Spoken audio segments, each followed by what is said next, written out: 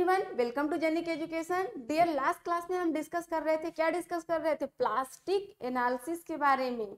तो dear, plastic analysis के बारे में हमने देखा था कि हमारा जो इंट्रोडक्शन पार्ट था, इंट्रोडक्टरी पार्ट था, वो क्लियर हो गया था, वो चीजें हमने देख लिया था। तो आज से वहीं से कंटिन्यू करेंगे आज के लेक्चर में। तो उससे पहले आपको डियर क्या करना है, क्लास के लिंक को आप अपने जहां भी WhatsApp, Facebook, Instagram, Telegram, various type के सोशल मीडिया ऐप, वहां पे आप शेयर कर दीजिए। अपने जहां भी आपके सिविल कम्युनिटी है, सिविल के फ्रेंड्स हैं, सिविल ग्रुप है, सिविल के बच्चे हैं, वहां पे आप शेयर कर दीजिए। एंड जब आपने शेयर कर दिया तो लगे हाथ लेक्चर को लाइक भी कर दीजिए। एंड जो हमारे नए बच्चे हमारे चैनल से जुड़ रहे हैं, वो लेक्चर को लाइक कर दे एंड चैनल को सब्सक्राइब कर ले एंड बेल आइकॉन दबा ले, जिससे कि उनको proper notification time to time मिलती रहे, क्लास के अकॉर्डिंग अपडेट रहे। तो चलिए डियर, आज की क्लास यहीं से स्टार्ट करते हैं। रेडी हो बिल्कुल आप लोग ना? तो ऑफ कमेंट करके एक बार आप लोग बोल दीजिए कि जी मैम रेडी है, बिल्कुल शुरू करिए अच्छे से क्लास। तो ठीक है डियर, आप लोग अपना कॉपी खोल लीजिए और नोटिफिकेशन वगैरह बंद कर दीजिए, जो भी आपके डिस्टर्बिंग आपके आते हैं बंद कर दीजिए। और चलिए अब हम लोग बिल्कुल एकदम जीरो पार्ट से एकदम ऊपर से सुपर लेवल तक चलेंगे डियर हम एकदम। और जितने भी क्वेश्चंस हमारे एग्जाम में आते हैं, जिस टाइप के क्वेश्चन हमारे एग्जाम में पुटअप करे जा रहे हैं, ट्रेंडिंग जैसा आ रहा है, जो ट्रेंडिंग में क्वेश्चन है और जो जैसा ट्रेंड है आजकल के एग्जाम में क्वेश्चन पूछने का, तो उसके अकॉर्डिंग डियर हम यहाँ पे एकदम बिल्कुल बेस से, बिल्कुल जीरो से बिल्कुल सुपर लेवल तक जाएंगे। ओके डियर, तो चलिए क्या करें। आप प्लास्टिक एनालिसिस में डियर हमने ये देखा था कि प्लास्टिक एनालिसिस होती क्या है। आप लोगों ने आई होप रिवीजन किया होगा अच्छे से क्लास के पहले, क्लास में आने से पहले। तो आप क्या करिए कि फिर से मैं आपको एक बार रिवीजन करा देती हूँ कि प्लास्टिक एनालिसिस जो होता है डियर, ये क्या होता है कि हमने आपको पढ़ाया था फर्स्ट चैप्टर में भी और आगे भी पढ़ाया था डियर। क्या पढ़ाया था? हमने पढ़ाया था ना स्ट्रेन कर्व डायग्राम। तो उसमें डियर हमने ये देखा था कि जो हमारी स्ट्रेस थी वो प्रोपोर्शनल लिमिट में हुक्स लॉ फॉलो कर रहा था। अब वहीं से आगे हमारा क्या फॉलो कर रहा था, जैसे ही हमने स्ट्रेस को बढ़ाया, स्ट्रेस बढ़ी आगे, तो कहा क्या आ गया, इलास्टिक जोन आ गया। अब इलास्टिक जोन से थोड़ा सा स्ट्रेस आपका अप हुआ, तो क्या हुआ, आपका इलास्टिक पॉइंट से आपका थोड़ा सा आगे गया तो आपका अपर यील्ड पॉइंट आ गया। अपर यील्ड पॉइंट पे जाते हुए ही आपको थोड़ा सा ऐसा महसूस हुआ कि जो हमारी स्ट्रेस है वो डिक्रीजिंग ऑर्डर में हो रही है, डिक्रीज हो रही है। तो वहां पे क्या हो गया आपका कि डिक्रीज होने लगा तो strain hardening zone perfect plastic zone में चला गया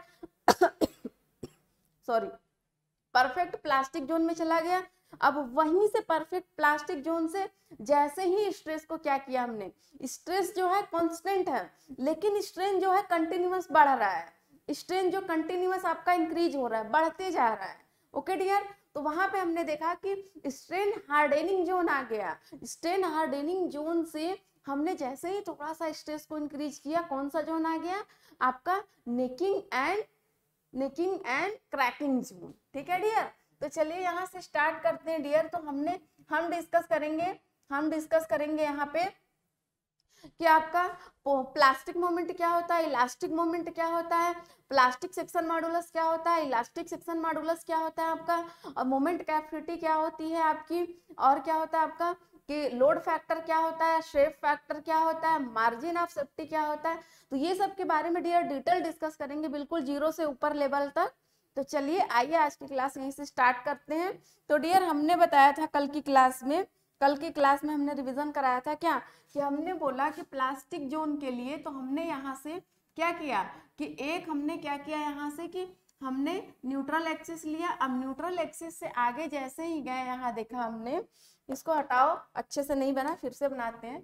तो ये क्या हो गई, हमारी न्यूट्रल एक्सिस हो गई। और न्यूट्रल एक्सिस के जैसे ही हम यहाँ देखें तो यहाँ पे क्या हो गई हमारी, ये कुछ इस तरीके का हो गया यहाँ। तो हमने कहा कि ये स्ट्रेस क्या हो रहा है ये, ठीक। तो यहाँ से हमने इसको हटा दिया, डिलीट कर दिया। अब ये ओरिएंटेशन देख लेते हैं किस तरीके का है, ये हो गया। अब यहाँ से हमने क्या किया कि एक ऐसे न्यूट्रल एक्सिस दिया। अब न्यूट्रल एक्सिस जब दिया डियर यहाँ, तो हमने देखा कि यहाँ से ऐसे हमने दिया और यहाँ से इस तरीके का हमने क्या लिया, एक ये हमारा अपर पॉइंट हो गया, ये हमारा लोअर पॉइंट हो गया। अब स्ट्रेस डिस्ट्रीब्यूट हो रहा है, तो स्ट्रेस डिस्ट्रीब्यूशन हमने इधर से ऐसे दिखा दिया, इस टाइप से स्ट्रेस डिस्ट्रीब्यूट हो रहा है, ये स्ट्रेस का ट्रांसफॉर्मेशन हो रहा है। कैसे, ये हमने बोला था डियर कि फर्स्ट लेक्चर में, मतलब प्लास्टिक एनालिसिस के फर्स्ट लेक्चर में हमने समझाया था। आपको क्या समझाया था? बैम्बू स्ट्रिप का हमने कोई एग्जांपल दिया था। तो जो हमारी बैम्बू स्ट्रिप थी वो क्या लेयर बाय लेयर से मिलकर बनी होती थी। जब लेयर बाय लेयर से मिलकर बनी होती थी तो उसका जब भी स्ट्रेस आता था वो अपर लेवल पे हिट करता था। जब एक स्ट्रिप आपकी टूट जाती थी या फेल हो जाती थी या क्रैक हो जाती थी, बाकी स्ट्रिप आपके लगे हुए रहते थे, बाकी स्ट्रिप आपके सेफ रहते थे। तो यहाँ पे बोला डियर कि इस एक हम कर्व बनाए थे, आपको समझ में आया? यहाँ हमने बोला था ये ओरिजिन है, ये ए पॉइंट है। अब ए से जैसे ही ऊपर गए ये बी पॉइंट हो गया लास्टिक। अब यहाँ से हमने देखा डियर, यहाँ C point upper end point, फिर यहाँ देखा जैसे स्ट्रेस डिक्रीज हुआ सी डैश पॉइंट, और यहाँ स्ट्रेस क्या है आपका कांस्टेंट है और स्ट्रेन वेरी कर रहा है, इंक्रीज कर रहा है। तो यहाँ हमने डी जोन हो गया। अब जैसे यहीं से स्ट्रेस क्या हो गया, डिक्रीज करने लगा। तो यहाँ से डियर हमने बोला कि ये ई पॉइंट हो गया, इंक्रीज किया फिर डिक्रीज किया, ई पॉइंट हो गया, और ये क्या हो गया यहाँ से यहाँ तक परफेक्ट प्लास्टिक जोन। ठीक है, ये strain hardening zone. Okay dear, ये क्या है आपका नेकिंग जोन। ओके डियर, तो यहाँ हमने देखा कि इतना ही सब कुछ हमने बना दिया यहाँ पे नेकिंग जोन। तो यहाँ से देखा डियर कि ये हमारी पॉइंट लग गई, यहाँ से ऐसे हमने बना दिया। तो डियर ये हमने यहाँ से देखा, ये कर्व हमने ऐसे ही रफ डायग्राम समझाने के लिए बनाया है। अब यहाँ देखा कि यहाँ से स्ट्रेस बढ़ाया तो हुक्स लॉ फॉलो किया, लीनियर इक्वेशन बना। अब यहाँ से जैसे ही हमने थोड़ा सा इक्वेशन को थोड़ा सा हमने स्ट्रेस को और इंक्रीज किया तो क्या हो गया डियर, क्या हो गया यहाँ पे हो गया हमारा इलास्टिक लिमिट। इलास्टिक लिमिट क्या होती है डियर? इलास्टिक लिमिट ये होती है कि आपका जो भी जैसे कि किसी भी मटेरियल पे या किसी भी जो भी आपका मास है उस पे क्या करोगे आप, लोडिंग लगाओगे। लोडिंग लगाने के बाद जब लोडिंग आप रिमूव कर दोगे, लोडिंग आप छोड़ दोगे, तो वो अपनी शेप एंड साइज को रिगेन नहीं कर पाती, एज लाइक स्प्रिंग। तो उसके लिए डियर हमने यहाँ कहा कि इलास्टिक जोन में आ गया ये। जैसे स्ट्रेस को आगे इंक्रीज किया तो क्या आ गया आपका अपर यील्ड पॉइंट। अपर यील्ड पॉइंट से स्मूथली धीरे धीरे स्लाइटली क्या हो रहा है, स्ट्रेस डिक्रीज हो रहा है। तो क्या आ गया आपका C dash point. C dash point से आपका क्या हो रहा है कि स्ट्रेस जो है आपका वो कांस्टेंट है, स्ट्रेन आपका इंक्रीज कर रहा है। तो यहाँ देखिए स्ट्रेस जो है आपका क्या हो रहा है, स्ट्रेस आपका कांस्टेंट है, कांस्टेंट, और आपका क्या हो रहा है, स्ट्रेस जो है आपका इंक्रीज हो रहा है, ठीक। तो यहाँ पे ये परफेक्ट प्लास्टिक जोन हो गया यहाँ पे। अब जैसे ही हमने देखा कि थोड़ा सा ये स्ट्रेस को इसके इंक्रीज किया तो ये स्ट्रेन हार्डेनिंग जोन में चला गया ये पॉइंट पे। अब जैसे ही आगे गए स्ट्रेन हार्डेनिंग जोन से तो वहां हमने देखा कि नेकिंग पॉइंट हो गया, टूटने वाला फ्रैक्चर पॉइंट हो गया। और ये टूटा तो कपकोन साइज में टूटा। किसमें? कपकोन, जो आइसक्रीम खाते हो ना आप, वो वाली कोन वाली आइसक्रीम, उसी के शेप का। ठीक है, तो यहाँ से ये हो गया। और स्ट्रेस जहां से आपकी हो रही है, स्ट्रेस आपकी जहां से हो रही है वो कौन सी स्ट्रेस है? प्लास्टिक जोन के लिए कौन सी स्ट्रिप है आपकी? ये FY यील्ड स्ट्रेस। क्या है डियर? Yield stress. हमको इसी से मतलब है, ये हमारा स्ट्रेस है, इस पॉइंट पे स्ट्रेस है और इधर इस वाले लाइन पे क्या है, स्ट्रेन है। ओके डियर, तो यहाँ हमने देखा कि जो हमारा प्लास्टिक परफेक्ट जोन, हमको प्लास्टिक जोन से मतलब है। किससे? प्लास्टिक जोन से मतलब, प्लास्टिक के बारे में ही हम यहाँ डिस्कस कर रहे हैं। ओके डियर, तो यहाँ देखा कि जो प्लास्टिक पे क्या है, स्ट्रेन आपका, स्ट्रेस आपका कांस्टेंट है एंड स्ट्रेन आपका वेरी कर रहा है, इंक्रीज कर रहा है, ऐसे बढ़ रहा है ना, यहाँ से यहाँ बढ़ते हुए जा रहा है ना। तो यहाँ पे क्या हुआ कि वही हम स्ट्रेस लेते हैं, जिसको बोलते हैं यील्ड स्ट्रेस। क्या बोलते हैं डियर? Yield stress. तो वही डियर हमने यहाँ पे FY लिया है, FY। टेंशन जोन में, कंप्रेशन जोन में और टेंशन जोन में ये है न्यूट्रल एक्सिस, ओके डियर। तो यहाँ इसको हम आपको रफ वर्क किए थे समझाने के लिए ये चीजें, तो यहाँ से इसको हम हटाते हैं, आपको समझ में आ गया होगा अच्छी तरीके से। तो अब यहाँ क्या करते हैं डियर, यहाँ क्या करते हैं डिलीट। अब देखते हैं डियर कि इक्वेशन किस तरीके से बनती है हमारी। तो यहाँ से डियर हम इक्वेशन बनाएंगे किस तरीके से। यहाँ आइए, इक्वेशन हमने देखा कि इक्वेशन तो यहाँ हमने बोला कि compression force is equal to tension. क्या dear, compression force is equal to tension force. तो कंप्रेशन फोर्स डियर क्या होता है, तो न्यूट्रल एक्सिस के अपर जोन में, मतलब न्यूट्रल एक्सिस के ऊपर वाले जोन जो होते हैं वो कंप्रेस करते हैं, कंप्रेसिव होते हैं, वो कंप्रेसिव फोर्स वहां पे लाई करता है। और वही जो आपके न्यूट्रल एक्सिस से, ये जो न्यूट्रल एक्सिस है, न्यूट्रल एक्सिस के नीचे वाले पार्ट में क्या होता है आपका, टेंशन होता है, टेंशन फोर्स लाई करता है। तो टेंशन फोर्स हो गया। अब ये फोर्स निकलेगा कैसे, तो निकलेगा जो आपकी स्ट्रेस है, और ये स्ट्रेस आपकी कितनी एरिया पे लग रही है, ये स्ट्रेस कितनी एरिया पे लग रही है, ये चीजें देखेंगे। तो ये हो गया हमारा A1 और ये एरिया हो गई A2। ओके डियर, तो यहाँ हमने कहा कि जो कंप्रेशन फोर्स है वो stress, yield stress into A1 और आपका yield stress into A2, yield stress into A2। ये आया समझ में डियर आप लोगों को। तो यहाँ से हमने स्ट्रेस की वैल्यू, स्ट्रेस एंड एरिया से फोर्स फाइंड कर लिया। जब फोर्स फाइंड हो गया डियर, तो यहाँ से क्या हम एरिया निकाल सकते हैं, तो जी बिल्कुल डियर हम यहाँ से एरिया निकाल सकते हैं। तो A1 equal to A2 equal to A। यहाँ पे आपको समझ में आया, मतलब कि देख रहे हो ये भी बराबर है, ये भी बराबर है। बराबर नहीं होता लेकिन प्लास्टिक जोन में ऐसा एक देखा जाता है कि ये अप्रोक्सीमेटली बराबर के अकॉर्डिंग है, ठीक है, बराबर की तरफ जा रहा है। तो यहाँ देखते हैं कि A1 इक्वल टू A2 और ये पूरा एक ही का क्रॉस सेक्शन है ना, इस तरीके से ये क्रॉस सेक्शन हमारा ऐसे ही है ना। तो यहाँ से इस क्रॉस सेक्शन को इस तरीके से है, तो यहाँ से ये A हो गया। अब इसको डियर हम लिख सकते हैं कि A1 equal to A2 equal to A/2। तो यहाँ से देखिए सर, देखिए बेटा आप लोग कि यहाँ जो A1 है और A2 है, ये जो हमने ऐसे बनाया यहाँ पे, ये हाफ ही तो है, ये हाफ तो है, ये न्यूट्रल एक्सिस हो गया, ठीक। यहाँ कंप्रेशन जोन, यहाँ टेंशन जोन, यही तो है ना। ये A1 हो गया और ये A2 हो गया, ठीक। और ये पूरा क्या हो गया A। अब इसको जब A1 के अकॉर्डिंग लेंगे तो A/2 ले सकते हैं, आधा इस तरीके से ले सकते हैं, बिल्कुल। बच्चे बोल रहे हैं जी मैम बिल्कुल ले सकते हैं। ओके डियर, तो यहाँ से हमने देखा, ये देख लिया यहाँ पे। अब यहाँ से देखेंगे कि हमारी इक्वेशन बन गई। अब यहाँ देखेंगे कि प्लास्टिक न्यूट्रल एक्सिस क्या होती है, इलास्टिक न्यूट्रल एक्सिस क्या होती है। तो आइए हम यहाँ देखते हैं कि प्लास्टिक न्यूट्रल एक्सिस क्या होती है यहाँ पे, और इलास्टिक न्यूट्रल क्या एक्सिस क्या होती है। तो यहाँ पे हेडिंग बनाइए आप लोग, plastic neutral axis. Plastic neutral axis के लिए डियर क्या करना है हमको यहाँ पे कि एक हमको ऐसे रफ डायग्राम बनाना है, इस तरीके से रफली डायग्राम। ये क्या है डियर, ये न्यूट्रल एक्सिस है, ये न्यूट्रल एक्सिस है। क्या करें, इसको पेन चेंज कर दें, पेन चेंज कर दिया। ये न्यूट्रल एक्सिस है, ठीक। ये क्या है A1 और ये क्या है A2। ये A1 है और ये एरिया A2 है। Okay dear, A1 A2।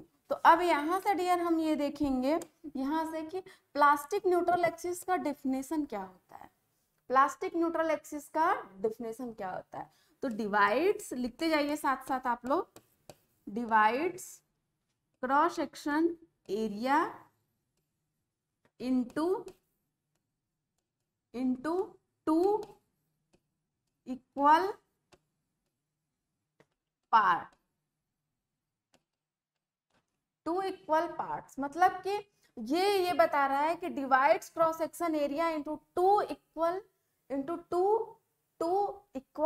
Parts, ठीक है। ये कह रहा है कि ये हमारा A1, हमने कोई इरेगुलर शेप लिया और इरेगुलर शेप लिया तो उसका क्रॉस सेक्शन हमने ये देख लिया, ये न्यूट्रल एक्सिस हो गई। अब न्यूट्रल एक्सिस का मैंने देखा कि न्यूट्रल एक्सिस से क्या हो रहा है कि जो दो पार्ट में इक्वल पार्ट में डिवाइड कर रहा है वो लाइन हमारी प्लास्टिक लाइन हो गई। क्या हो गई डियर? Plastic neutral axis. ठीक, इसको हम प्लास्टिक न्यूट्रल एक्सिस बोल सकते हैं।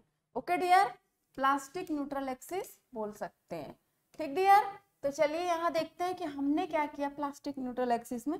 इलास्टिक भी देखेंगे तो इलास्टिक क्या होता है डियर? इलास्टिक के लिए इलास्टिक का भी हेडिंग पूरी चलेगी तब मैं बताऊंगी, पर ऐसे बता दे रही हूँ कि इलास्टिक न्यूट्रल एक्सिस जो होता है ये वाली, ये तो प्लास्टिक न्यूट्रल एक्सिस हो गई line. Elastic neutral axis dear वो होती है कि जो लाइन हमारी बिल्कुल सेंट्रोइडल से होके पास होती है, हमेशा सेंट्रोइडल से होके पास होती है, सेंट्रोइड से सेंटर से होके पास होती है। वो कौन सी लाइन होती है आपकी? Elastic neutral axis. Okay dear, तो चलिए यहाँ देखते हैं, हम प्लास्टिक की बात कर रहे हैं तो प्लास्टिक ही देखें तो ज्यादा अच्छा रहेगा। जब इलास्टिक की हेडिंग डलेगी तो इलास्टिक के बारे में हम डिस्कस करेंगे। तो यहाँ डियर हमने क्या किया कि एक हमने इस तरीके का ट्रायंगल बना लिया। यहाँ हमने एक ट्रायंगल ऐसे लिया, ये ट्रायंगल क्या हो गया? ये छोटू सा ट्रायंगल बन गया। यहाँ हमने क्या किया डियर कि एक ट्रायंगल लिया इस तरीके से। ठीक, ये ट्रायंगल ले लिया, इसको मूव करा देते हैं, इसको इधर ले आते हैं, अरे ठीक, मूव कराते हैं, इसको यहाँ ले आए। ठीक, ये सही है। अब इसको क्या करते हैं हम, ठीक, इतना बड़ा सही है। ठीक, ये हो गया।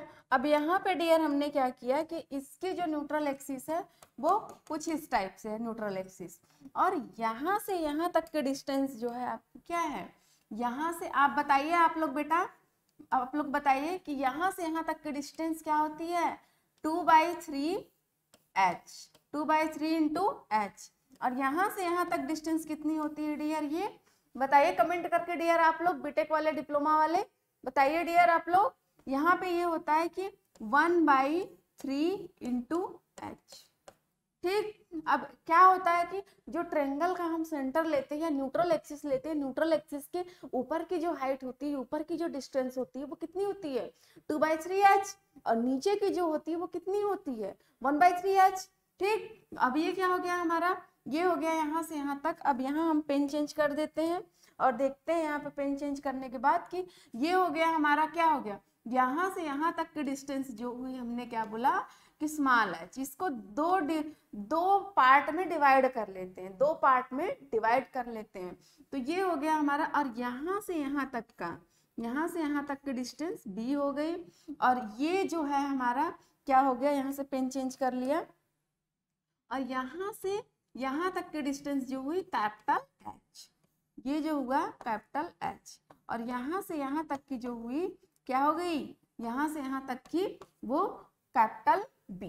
अब ये क्या हुआ आपका, ये a/2 हो गया, ये a/2 हो गया डिस्टेंस, a/2 डिस्टेंस। तो यही आइए हम प्रूव करते हैं ये कि ये पूरा ट्रायंगल है।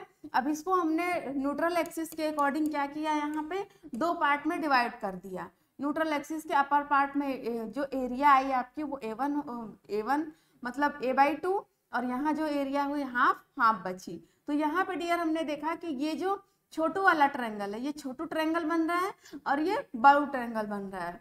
ये छोटू वाला ट्रायंगल, छोटू ट्रायंगल की जो हाइट है वो स्मॉल h है, और उसकी जो विड्थ है कितनी है, स्मॉल b है। और जो बड़े वाले ट्रायंगल की पूरी जो है वो कितनी है, जो ऊंचाई है आपकी, जो लेंथ है कितनी है, कैपिटल H है। और जो इसकी बेस है वो कितनी है, कैपिटल B है। ठीक है, तो आइए यहाँ से इक्वेशन हम देखते हैं यहाँ से कि आपके जो क्या है कि आपका जैसे हमने बोला कि a1 equal to a2 equal to a, कुछ इस तरीके का बोला था मैंने आपसे अभी, जो हमने प्लास्टिक एनालिसिस के लिए अभी देखा। तो इसके लिए डियर हमने यहाँ क्या किया, a1 equal to a2 equal to a। अब यहाँ पे डियर हमने क्या किया कि a1 इक्वल टू a/2 होगा। अब कैसे होगा, हमने भी बताया कि a1 equal to a2 equal to a/2। 2, तो यहाँ इसके इक्वल टू इसको लिख सकते हैं या इसके इक्वल टू इसको लिख सकते हैं, लिख सकते हैं ना, तीनों इक्वल में है तो लिख सकते हैं हम, इजी है एकदम। ठीक, तो यहाँ मैंने कहा कि ये 1/2 b इंटू एच, ये छोटू ट्रायंगल के लिए हाफ a/2 है तो हाफ एरिया, और इसकी विड्थ कितनी है b और हाइट कितनी है h, छोटू ट्रायंगल के लिए। अब बड़े ट्रायंगल के लिए इक्वल टू बड़े ट्रायंगल के लिए हाफ ब्रैकेट में हाफ का हाफ कितना आएगा आपका b into H, b into H. ठीक, ये आया। तो ये कैसे आएगा डियर, ये हाफ एरिया हो गया और पूरे एरिया का ये कितना हो गया हाफ, तो हाफ जो हो गया हमारा क्या हो गया b इंटू एच। ठीक, ये एरिया है। अब यहाँ से इस एरिया से डियर हम देखेंगे यहाँ पे कि आपका क्या आ जाएगा, बी एच इक्वल टू क्या है आपका बी एच डिवाइड बाई 2, ये आपका आ गया फर्स्ट इक्वेशन। अब यहाँ देखा हमने डियर कि अगर b की वैल्यू निकालनी रहेगी तो कैसे होगी, B H divide by 2h, ऐसे आएगा आपका बी एच 2h। ठीक है, आगे आएगा। अब डियर हम क्या करते हैं आगे के लिए कि सिमिलर ट्रायंगल यूज करते हैं। क्या करते हैं dear, similar triangle, similar triangle. ठीक, तो सिमिलर ट्रायंगल के लिए डियर यहाँ देखेंगे कि छोटू वाला ट्रायंगल इक्वल बड़ा वाला ट्रायंगल। ठीक, तो यहाँ से देखा हमने डियर कि आपकी जो h है, h divide by h equal to b divide by b। यहाँ से देखिए h किसके इक्वल है, h के, ये हम सिमिलर ट्रायंगल से ले रहे हैं तो छोटा वाला ट्रायंगल इक्वल टू बड़ा वाला ट्रायंगल, तो h equal to capital H और small b equal to small b upon small b। ठीक, मतलब कि क्या है आपका ये छोटा वाला, ये जो स्मॉल h है छोटे वाले ट्रायंगल के लिए, छोटा वाला ट्रायंगल इक्वल टू बड़ा वाला ट्रायंगल, तो small h divide by capital H और small b divide by capital B। Okay dear, तो यहाँ आया, आपको आया अच्छे से समझ में। अब यहाँ से डियर हम क्या करेंगे, यहाँ से क्या करेंगे कि हम निकालेंगे किसकी वैल्यू, b की वैल्यू। तो b की वैल्यू डियर कुछ इस तरीके से आएगी आपकी h इंटू b, ये आएगा, ये क्या हो गया इक्वेशन 2, इक्वेशन 2। ओके डियर, तो यहाँ से इसको इक्वेशन को ये हटा के आप यहाँ भी इक्वेशन लिख सकते हो, कोई बहुत बड़ी बात नहीं है। ठीक है, कोई बहुत बड़ी बात नहीं है। इक्वेशन 1,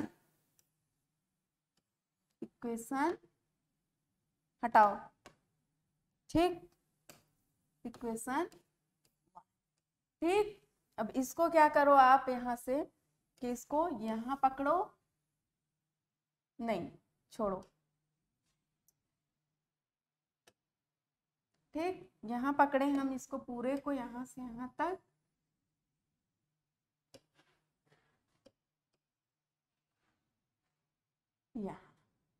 यहाँ समझ में आपको अच्छे से।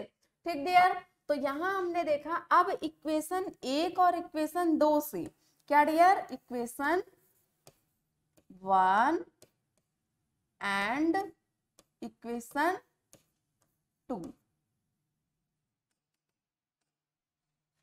इक्वेशन 2। ठीक, इक्वेशन 1 एंड इक्वेशन 2। अब इक्वेशन 1 एंड इक्वेशन 2 को जब हम इक्वल करेंगे यहाँ तो आपको इस तरीके का कुछ दिखेगा।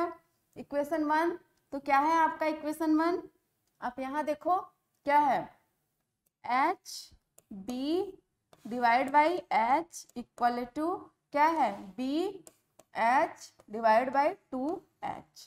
अब यहाँ से डियर आपका क्या आ जाएगा, यहाँ से h square equal to h square divide by 2, फिर यहाँ से क्या आ जाएगा डियर, इसको सॉल्व करेंगे, small h equal to capital H divide by √2। ये बहुत ही ज्यादा इंपॉर्टेंट है आपके एग्जाम के लिए। ठीक है, ये बहुत ही ज्यादा इंपॉर्टेंट है आपके एग्जाम के लिए। ओके डियर, तो यहाँ इसको ऐसे ब्रैकेट में बंद कर लीजिए।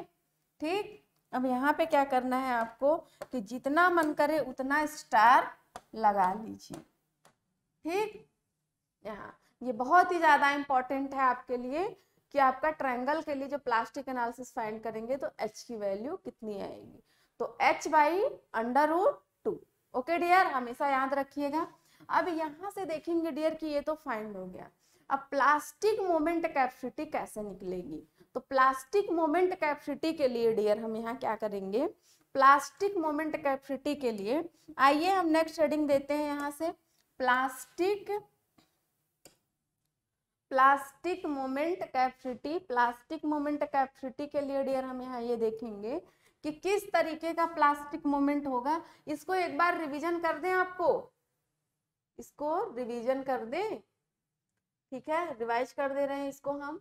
तो यहाँ डियर हमने देखा कि प्लास्टिक मोमेंट कैपेसिटी जो होती है, यहाँ पे प्लास्टिक मोमेंट कैपेसिटी क्या होती है, तो आइए हेडिंग लगाते हैं प्लास्टिक मोमेंट कैपेसिटी। यहाँ पे plastic moment capacity,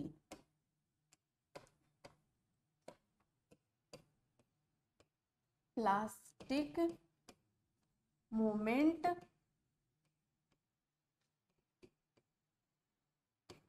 capacity.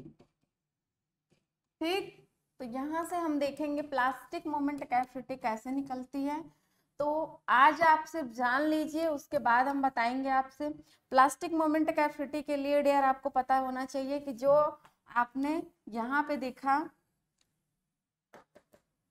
Plastic moment capacity के लिए जो हमने यहाँ न्यूट्रल एक्सिस दिया, यहाँ से ऐसे और यहाँ पे और इस तरीके से क्या था, ये स्ट्रेस डिस्ट्रीब्यूशन हो रहा है, ये क्या हो रहा है, स्ट्रेस डिस्ट्रीब्यूशन हो रहा है। तो यहाँ के लिए डियर हम देखेंगे, यहाँ पे ये Fy है, आपको बताया ही, और ये भी Fy है, बताया ही आपको प्लास्टिक मोमेंट के लिए। तो यहाँ पे डियर प्लास्टिक मोमेंट के लिए हम क्या करेंगे कि हमको मोमेंट ऑफ MOR, इसको हटाओ यहाँ से, क्या चाहिए हमको, MOR, क्या है ये, मोमेंट ऑफ रेसिस्टेंस। क्या है, मोमेंट ऑफ रेसिस्टेंस। तो मोमेंट ऑफ रेसिस्टेंस के लिए देखेंगे डियर MOR इक्वल टू जो आपका टेंशन इंटू जेड, कंप्रेशन के लिए कंप्रेशन इंटू जेड। तो इसके लिए डियर यहाँ देखेंगे हम कि ये क्या है वेयर में, तो वेयर में देखेंगे डियर यहाँ पे वेयर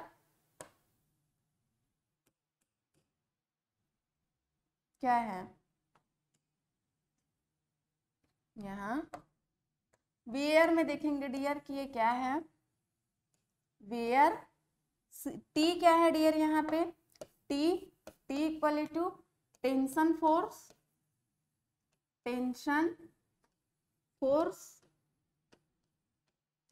और सी इक्वल टू क्या है, compression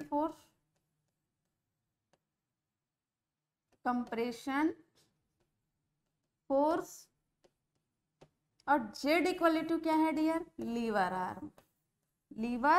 arm. Okay dear, Z equal to कितना है, लीवर आर्म। ओके डियर, तो यहाँ हमने देखा कि टी इक्वल टू क्या है, tension force, C equal to compression force और Z equal to lever arm. तो इसको हम डिस्कस करेंगे बिल्कुल डिटेल की, टेंशन फोर्स कैसे आता है, कंप्रेशन फोर्स कैसे आता है, लीवर आर्म कैसे आती है, तो ये सब के बारे में डिटेल डिस्कस करेंगे आपको डियर। और आप ऑफलाइन कमेंट करके बताते रहिएगा हमको कि किस तरीके से आपको लेक्चर लग रहा है। अब प्लास्टिक एनालिसिस बहुत ही ज्यादा आपको क्या है, हेल्पफुल होने वाला है आपके एग्जाम के लिए डियर। तो यहाँ प्लास्टिक इसमें देखेंगे लीवर आर्म के लिए कि कैसे हम फाइंड करते हैं compression and tension and lever arm. तो उसके लिए डियर हम क्या करेंगे कि मोमेंट कैपेसिटी फाइंड करेंगे, क्या करेंगे, प्लास्टिक मोमेंट कैपेसिटी। तो प्लास्टिक मोमेंट कैपेसिटी के लिए डियर यहाँ देखेंगे कि प्लास्टिक क्या है, प्लास्टिक मोमेंट प्लास्टिक मोमेंट के लिए डियर यहाँ देखेंगे कि किस तरीके का प्लास्टिक मोमेंट कैसे फाइंड होगा। ठीक है डियर, तो इसके लिए देखेंगे हम पूरा डायग्राम बनाएंगे अच्छे से और प्लास्टिक मोमेंट को देखेंगे। प्लास्टिक मोमेंट को प्रेजेंट करते हैं किससे, एम पी से। ओके डियर, तो एम पी आप लिख लीजिए यहाँ पे एम पी। तो एम पी से प्रेजेंट करेंगे यहाँ पे। एम पी से जब प्रेजेंट करेंगे डियर तो यहाँ देखेंगे हम नेक्स्ट क्लास में यही कि हमारा प्लास्टिक मोमेंट क्या होता है, किस तरीके से होता है और इसके बारे में पूरा किससे फॉर्मूला बनता है। तो ये सब चीजें हम नेक्स्ट क्लास में, नेक्स्ट लेक्चर में डिस्कस करेंगे और बिल्कुल शानदार तरीके से। और आज की क्लास हमने बिल्कुल एकदम अच्छे लेवल से, बिल्कुल शानदार लेवल से हमने लिया है आज की क्लास। तो चलिए डियर, आज की क्लास यहीं पे समाप्त करते हैं। Thank you class, love you all, bye bye.